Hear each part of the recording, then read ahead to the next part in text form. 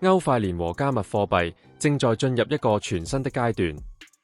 過去，數字資產更多被視為投機工具，而現在，它們正在逐漸成為全球金融體系的一部分。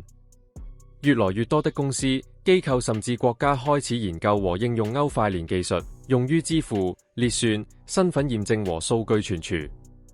加密貨幣不再只是少數人的興趣，而是正在走向主流世界。一個關鍵方向是現實世界資產的代幣化，也就是將房地產、股票、債券甚至藝術品轉化為區塊鏈上的數字資產。通過這種方式，任何人都可以在全球範圍內快速、安全地買入資產，而不受傳統金融系統的限制。這不僅提高了流動性，也降低了參與門檻。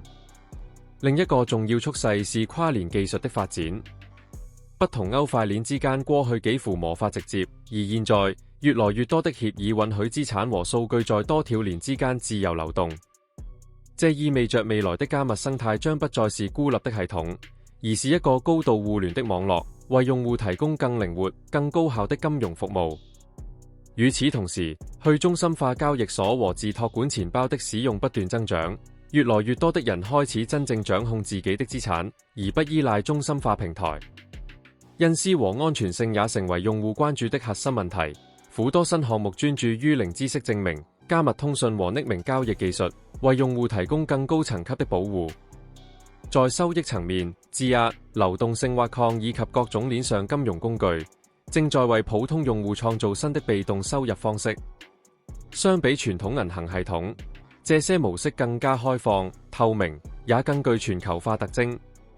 但必須清楚的是，任何高收益都伴隨着高風險，市場波動、智能合約漏洞以及監管變化，都是必須考慮的重要因素。展望未來，加密貨幣和區塊鏈將不僅僅是投資工具，而是基礎設施的一部分，支撐數字經濟、元宇宙、遊戲、社交網絡以及新型商業模式的發展。那些提前理解這些趨勢、持續學習並保持理性的人，將更有可能在這一輪技術變革中找到自己的位置。